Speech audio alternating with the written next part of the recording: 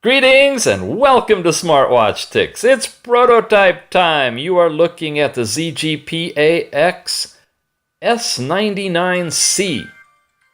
Here it is, and it's quite a watch. Comes to us from GearBest. There's buying links in the show notes down below, and hopefully a good discount for you on the S99C. We've had quite a few ZGPAX S99 versions. I think they got it right here on the C. We're looking at a regular 400 by 400 pixel screen, Android 5.1, 1 gigabyte of RAM with 16 gigabytes of storage in this one. That's the sweet spot. We got 2G, 3G. We've got front camera, it says, which is actually on the side. It's a 2 megapixel. Be nice to see a little bit better on that, but it's what we've got so far with the technology, and a 400 milliamp hour battery. As it boots up, you can see it's edge-to-edge screen technology. Now, that is really cool. We haven't seen that for a while now. We had this one that displayed that, which was the Y3. And that was like really cool. It's actually still one of the best watches. It's a bit smaller overall in diameter. The Y3 had edge to edge, and so does this S99C. Now, in addition to that, it looks a whole lot like the original KW88. And that one had almost edge to edge, but you still see a little black bezel around it. But look how similar the two watches are. But this one has the bump up in the memory and the full edge-to-edge screen. Yeah, so we want to talk about this one. Let's run through how it operates. You go down, you get this, you get that, you know what all the buttons are. You go over here, you get steps. You come up, you go to the left, you'll get notifications if you have any. Your app drawer here, your music player there. Come back again and swipe up, and you get your weather display. And of course, that's in degrees centigrade. They still don't have it available yet in Fahrenheit. Okay, so that's how that works. When you go over to the app drawer, you have your standard contacts, phone, and messaging. Need a SIM card for that. You have your overall settings. They're the same as we've always seen. Sound, display, and your style for your app layout. Your connections for your Wi-Fi and your Bluetooth and doing a Wi-Fi hotspot. The gesture control for raising your arm to see the actual watch face you select, or pedometer services. Your power savings, language and input, where you can select different keyboards if you want to, have Google Voice typing, and listen to your text-to-speech output. This is an example of speech synthesis in English. And that is an example of how loud it is from the speaker. That's all in there. Oh, you wanted to see the languages in this watch. All right, real quick, let's run through them. Here's what the watch ships with. This is your standard implementation of Android 5.1 in here. Date and time, as expected. Reset equipment. Uninstall applications, and I have several custom ones to show you. And then overall about the watch, where you can check for updates. The S99C running Android 5.1 with that baseband. The kernel number, Monday, December 23rd, 2017. Oh, I'm sorry, October. It's not even December. It's not Christmas Eve, almost. And the build number. Okay. And that's the about this watch. Then you got your standard browser, a basic calendar. Your alarms are set in clocks. The camera is on the side. It's nothing really to write home about, but it's an available camera, automatic white balance, all the other things. We can take some pictures with it. We can shoot a short video. Hello, this is a short video, shooting with the camera. And we can stop that. We can show them to you. Here's the video. Hello, this is a short video, shooting with the camera. You can hear it, not really loudly. You see that the movement is smooth. Oh, look at that. I can double tap it and I can expand it and move it around in video. Hello, this is a short video, shooting with That was double tap. I slide over to the picture, double tap. I can zoom in, double tap again. I zoom in even more. And we're back again. So we have the double tap type zoom, but not the pinch zoom. Nice. Oh yeah, press once and then you can look at the details or delete it. Here's the details on that picture, and that's just using the standard 2 megapixel camera on here. And we're out of here. That's camera. Gallery is where you look at those pictures. Your music player for music you have installed. Your basic sound recorder. File manager is where you see how much memory we've got still left. A little over 10 gigabytes out of our 16 after I've installed a bunch of apps and some watch faces to show you. Your health areas where you've got your heart rate and pedometer. Nothing's changed there. Your overall weather.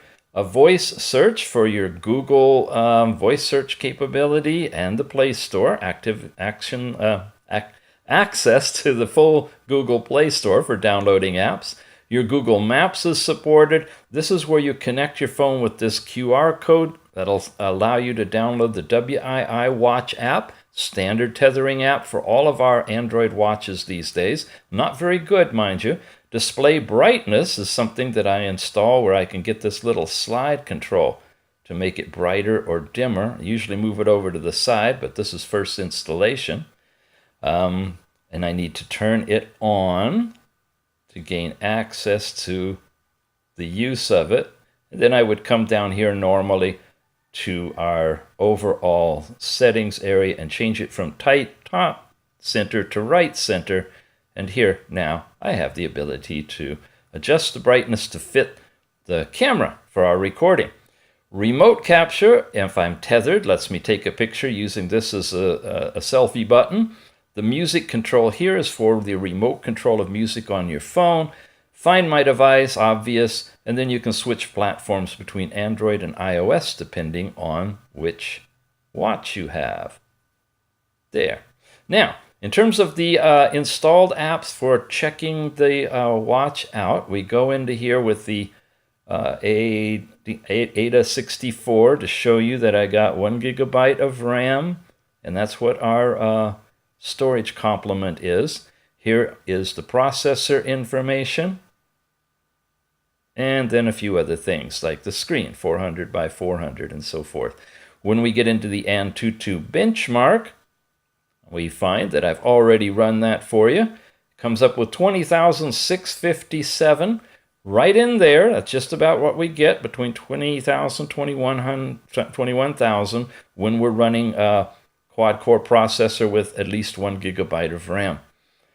The engineering mode MTK allows us to check out the GPS in our location services when we have it set up and view the satellites.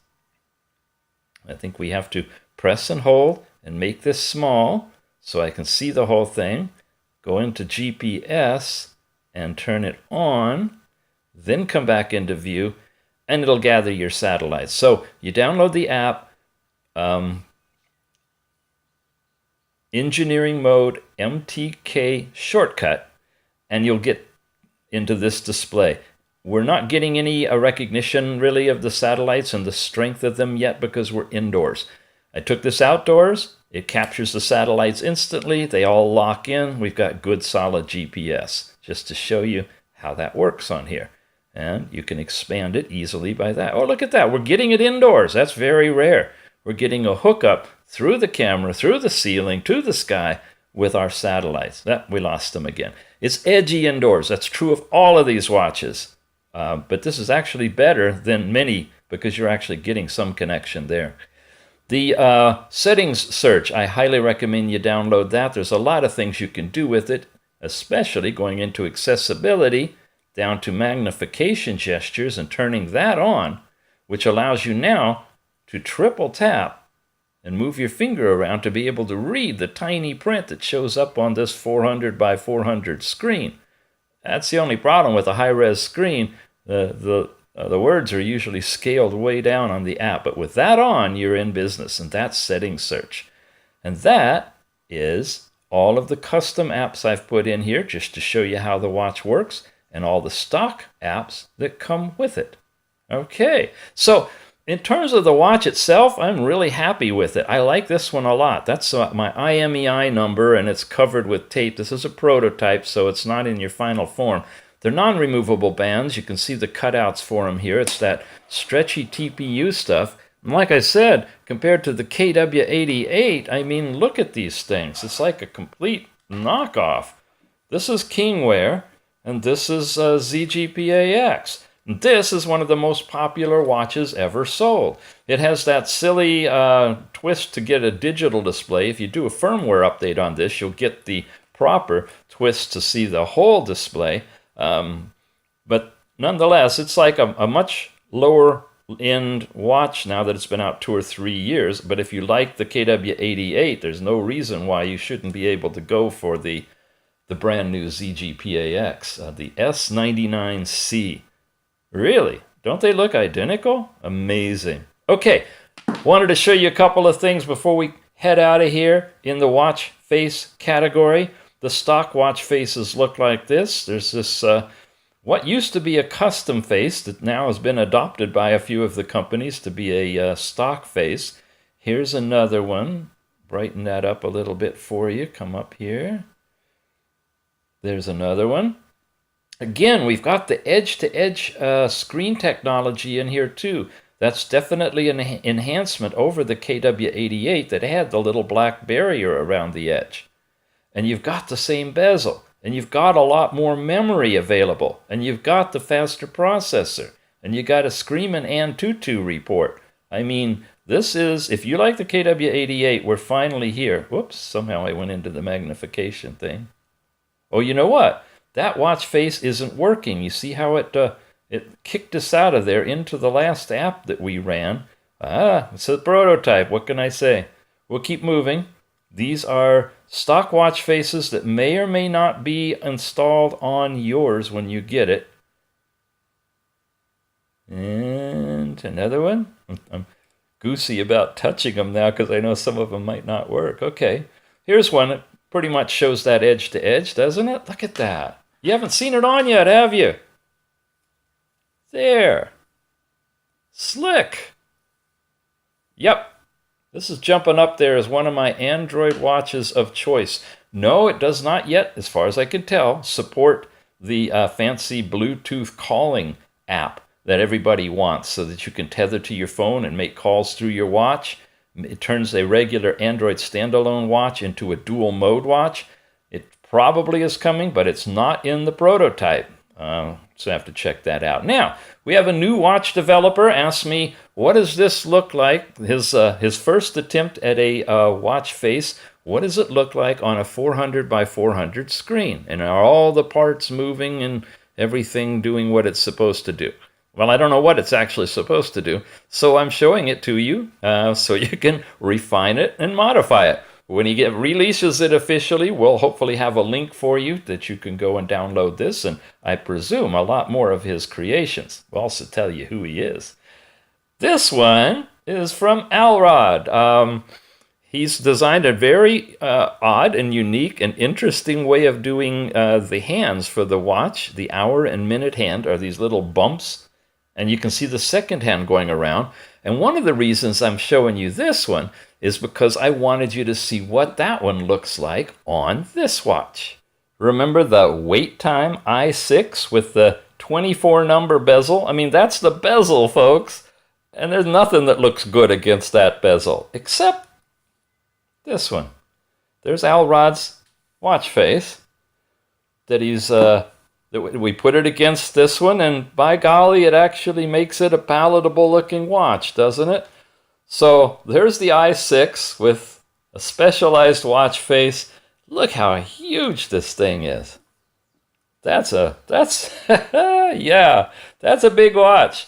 And this is the KW88 equivalent in the S99C. Okay. You've been watching SmartWatch Ticks. We appreciate your subscription here. And if you are interested in upgrading your KW88, the S99C is available right now from GearBest. Check the show notes for a buying link, and we'll see you again soon.